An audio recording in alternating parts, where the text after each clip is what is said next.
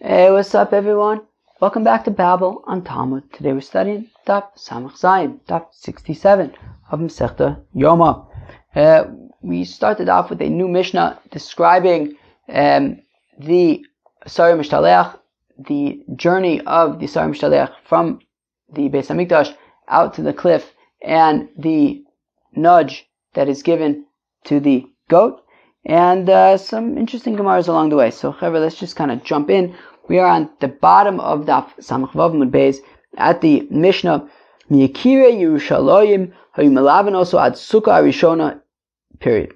So the important people of Jerusalem would walk with the goat escort fellow out of Jerusalem to the first hut.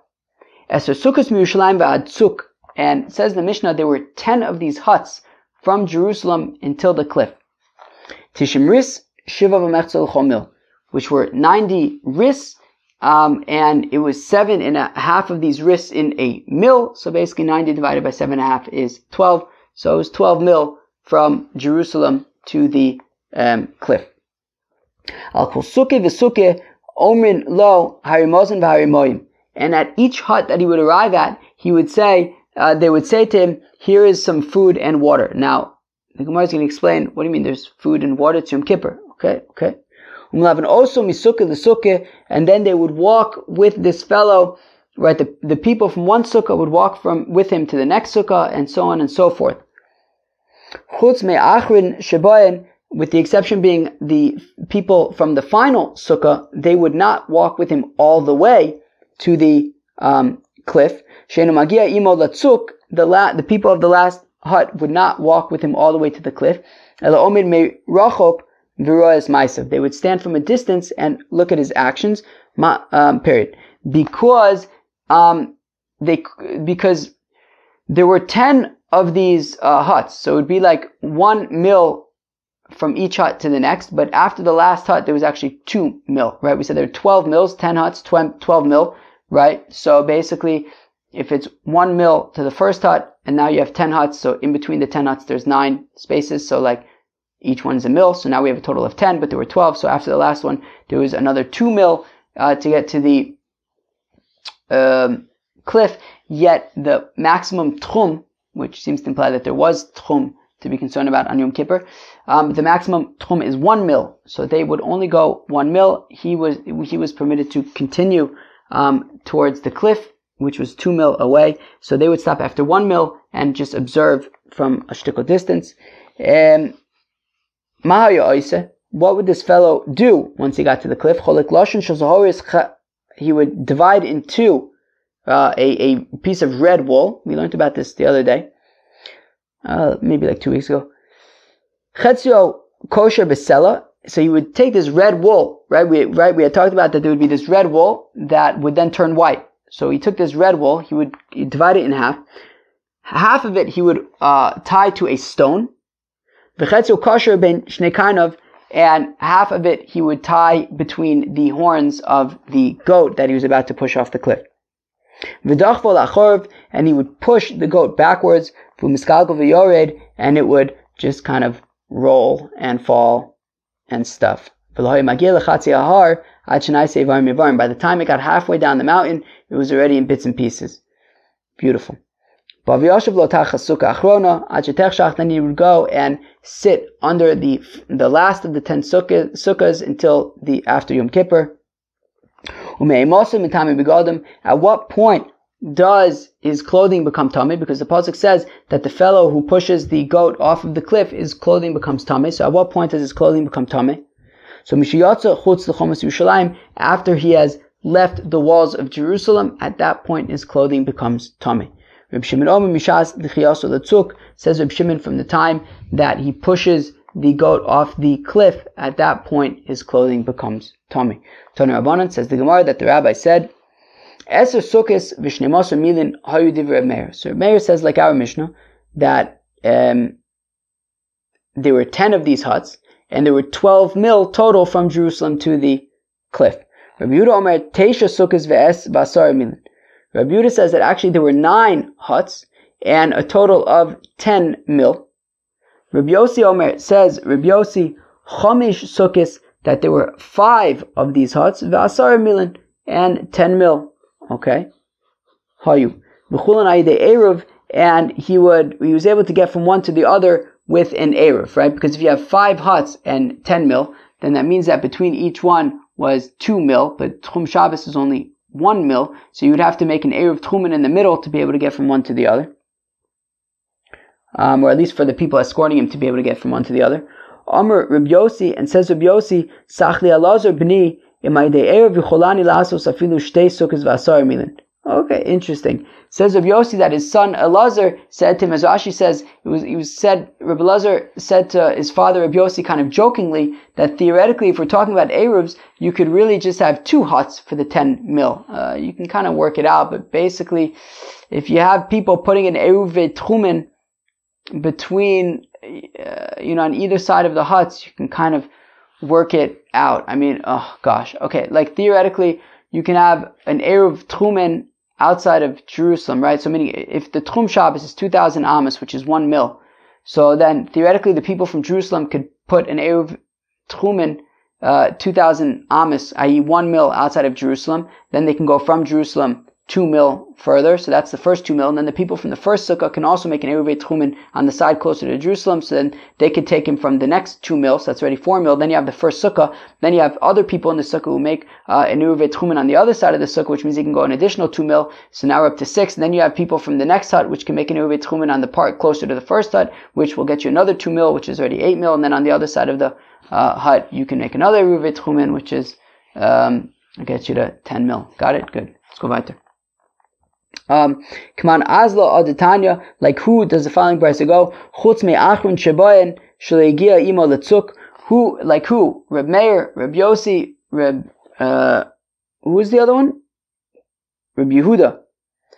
So, do we have a verse that says that the people in the last sukkah wouldn't be able to walk with him all the way to the cliff?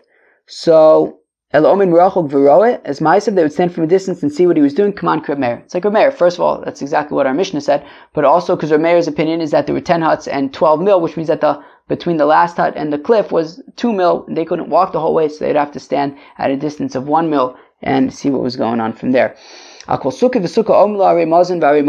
each sukkah, the people there would say to the escort, they would say, hey, here is some water, here is some food. Now, it's Yom Kippur. Obviously, he's not going to be eating it. Tana, it was taught, the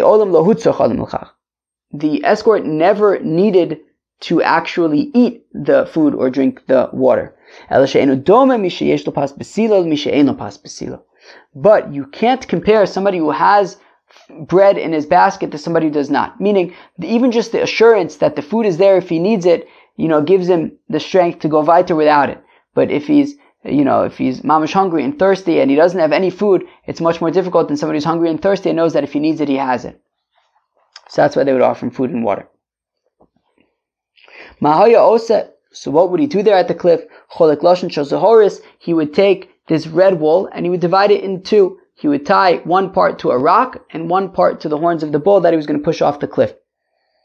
Why do you have to split it in half? Why not just tie it entirely to the rock? So answer the Gemara, came in the mitzvah b'sayer. Well, since the mitzvah is, of course, to push the goat off the cliff, what happens if the wool becomes white already, right? Meaning it was red wool, and let's say he tied all of it to the rock, and then it got white even before he had a chance to push the goat off the cliff.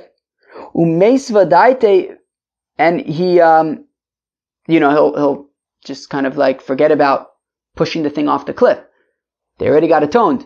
Let's just hold it there. But the fact of the matter is he still has to push the thing off the cliff. So to prevent that from happening, they say no, take half of it and put it by the rock and then get busy with the other half tying it around the horns, and then, he'll be focused on that and he'll push it off the cliff.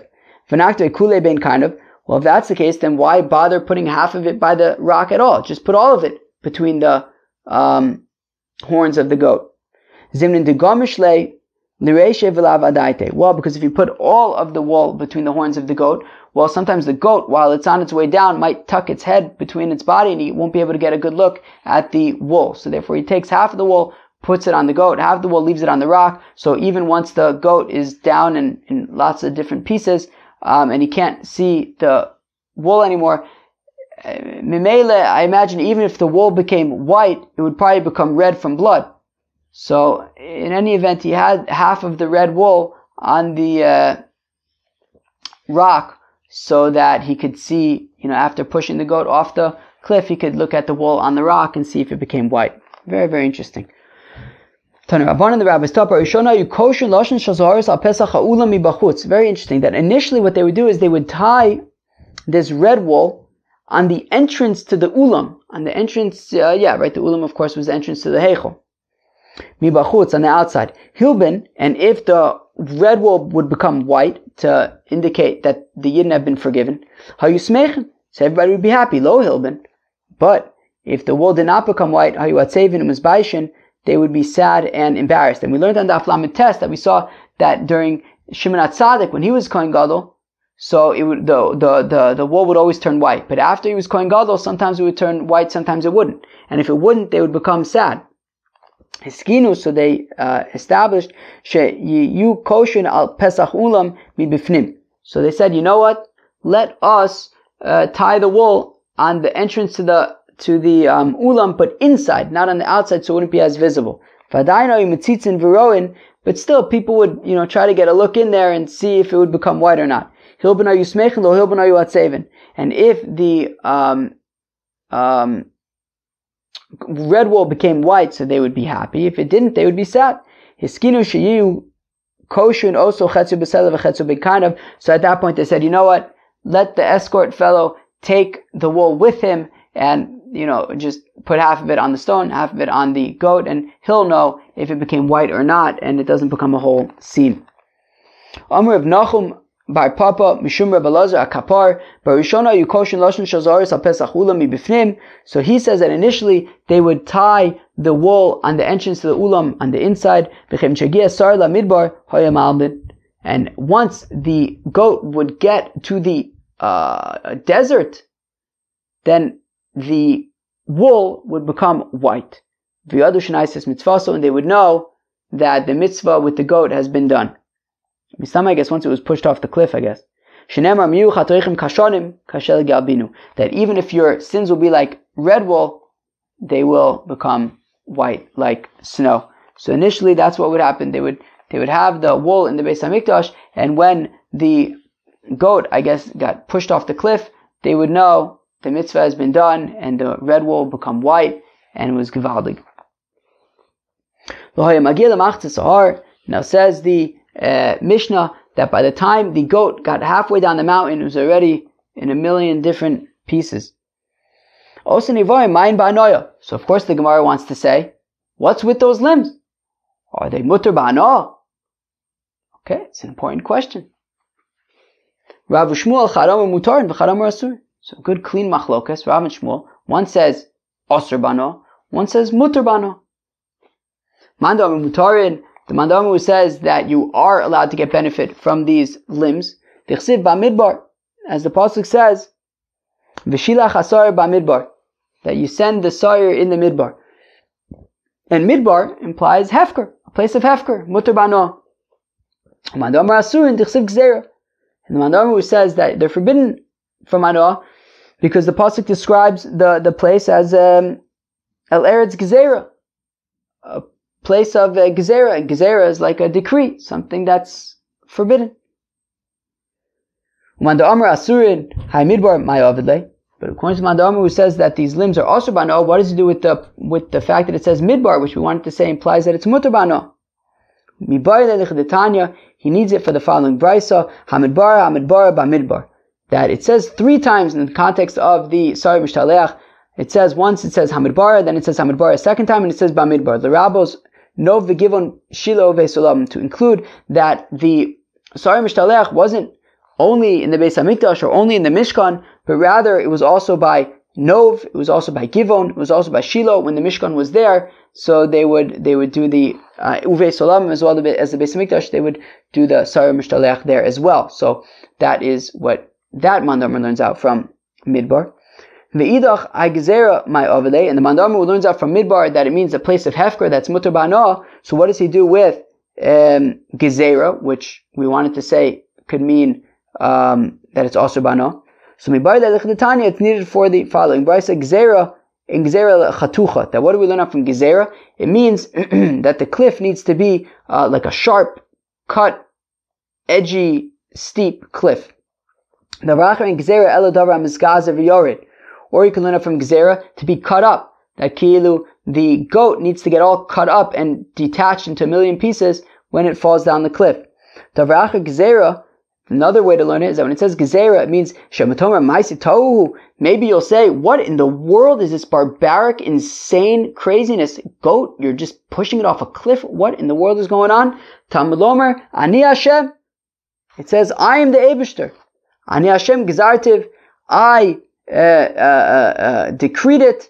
And therefore don't question it. I know it might sound crazy, but this is what you got to do. Omar Rava, says Rava, Mistavik Mandamu Mutarin, and says Rava, it would make sense to say, like the Mandar Amar who says that the limbs are mutar ba'ana because lo Amar Torah shalach l'takala. Because the Torah wouldn't say to, send the goat and push it off the cliff just to make the limbs asur ba'ana, because somebody might end up accidentally not knowing that these limbs over there really came from the Sarah Mishtaleach, and he might end up getting benefit from them. So therefore, the Torah wouldn't want to set up a situation that could lead to somebody getting benefit for something he shouldn't be getting benefit from. So Mimele, it must be that it's mutar ba'ana. Tana Rabbanan, the rabbis taught Azazel. So when it says Azazel, Sheyehei Oz Vikasha, that the cliff needs to be very stark. Yachol Yishuv, is it possible that it could be in like a settlement? Tamalom Bamidbar. Therefore it says in the desert. Okay, it's not a settlement. Menanchi B'tzuk, how do you know that it needs to be in a cliff? Tamalom Gezerah.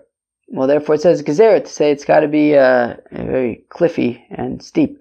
Tani Idach, we learn in another brisa, Azazel, Kasha Shebaharim. Okay, Azazel means it's got to be like strong, like in the mountains. V'cheinu Omer, Bes Eilei Haaretz Lakach. It says Nebuchadnezzar took the Eilei Haaretz, the strong people of the land. So we see that Azazel is like Az and El, so strong. Okay. Tanat Bishma Ustad Besmedrash Bishma Azazel Shemchaper Al Maisei Uza V'Azal. Okay, Azazel that it atones for the acts of Uza V'Azal, which is a reference to Gili Arayos. That's actually interesting. Okay. So now, the rabbis talk about es mishpatai taisu, my statutes or my laws you shall do, and that refers to dvarim she'ilmale nichtavu dinu she'ikasvu.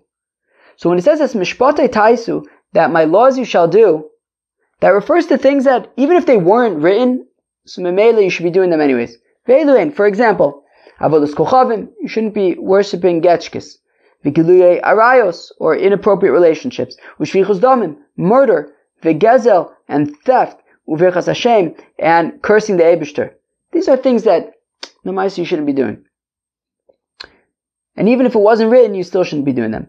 Eschukosa tishmeru, but when it says that my statutes you shall guard, that is the dvarim sha'asa'in meishav alein, that these are things that the Yetzer Hara says, what are you doing? This stuff makes no sense. Everything makes no sense. Scram, skedaddle, don't do any of this craziness. Ve'eluin, for example, achilas chazir, eating pig, ulevisha shatnez, wearing shatnez, machlitza sivama, the union of chalitza, v'tayras mitzora, and the purification process of mitzora. I guess there is some craziness over there with the birds, and you kill one and you dip it in the blood of the other one with cedar, and then you take ashram and you take its blood and you put it on your thumbs and your ears. I mean, it's a shtickle out there, I guess. So the Yetzer Hara says this is kwei. V'sayim mishtaleach, as well as pushing a goat off of a cliff. I guess that's also kind of unique. V'shematoma ma'aseh tohu hey, maybe you'll say this stuff is insanity. Tamaloma ani Hashem, I am God. Ani Hashem chakaktiv ve'ein l'chorishus l'hayir boyen. I am God. I have made these laws. Do not question them. They're gewaldig. At which point does the fellow's clothing, this fellow who is bringing the goat and pushing it off the cliff, or maybe nudging it off the cliff, maybe it's a shtickle push, So at what point does his clothing become Tomei? Tanarabana, the Rabbi Sada, Meshalech, Metame Begadim. So the escort, so his clothing becomes Tomei, Ve'ena Sholech is Meshalech, Metame Begadim. But the people who are going with him from the sukkahs, so their clothing does not become Tomei. Yachim Shiyatzu Chutz L'chomas Azara. Is it possible that maybe his clothing will become Tomei already from the time that he left the Azara? Tamlomer HaMeshalech says the sender, which I guess is limiting it to maybe, I guess, the cliff. So if it says HaMeshalech, I would think that Mamish needs to get all the way to the cliff. Tamlomer Ve'amishalech says Ve'amishalech, which I guess limits it, but not so much. I don't really get that. So it means that once he gets out of Jerusalem, at that point his clothing becomes Tomei. That's Rabbi Yehuda's opinion. Rabbi Yossi Omer says, Rabbi Yossi, Azaza v'chibes achegel etzuk. So the pasuk says no. It says in the pasuk. Rabbi Yossi says it says in the pasuk Azaza v'chibes, meaning that he only has to wash his clothing, that it becomes Tomei once he gets to Azazel, once he gets to the cliff. Rabbi Shimon Omer v'amishalech es asar la'azazel yichabes begadim zarko b'vasrosho metame begadim. Says Rabbi Shimon that his clothing becomes Tomei once he pushes it off the cliff. Cheveh, I think that we'll stop here, and we'll pick it up from the new Mishnah tomorrow. Cheveh, that was an interesting daf, right? So we started with this new Mishnah, which talked about how people would escort, right? The people from the sukkahs would walk with him till he got almost to the cliff, and then he would push the goat off the cliff, and they would give him water and food, but just so that he would know that it's there in case he needs it. We said that he would take the red wool and divide it in half, put half of it on a stone, on a rock, and half of it on the horns of the goat, and then push the goat off, and the red wool would become white. And they said that initially they would basically keep it in the Beis HaMikdash, and they would see if it became white, it would be Gevaldig, but if it didn't become white, it would be Takamodne. So they said, you know what, to avoid the potential of a Modne outcome on Yom Kippur, so they said just let the fellow take it with him and he'll put it on the rock and he'll be able to see if it becomes white. And then we had some interesting agaritas about mishpatim are things that we would be able to know on our own even if they weren't written, whereas chukim are things that don't make any logical sense, but you do them just because the Eibishter recommends them. Then we saw a three-way machlokas between Reb Shimon, Reb Yossi, and Reb Yehuda about at what point does the clothing of the fellow become Tameh. Reb Yehuda's opinion is that they become Tameh once he leaves once he leaves Jerusalem, right? And the opinion of Reb Yossi was once he gets to the cliff, and Reb Shimon's opinion is once he pushes the goat off the cliff. Cheveh, that was Daf Samach Zayin, Daf 67 of Masechta Yoma. I hope you enjoyed. Have a great day. Cheers.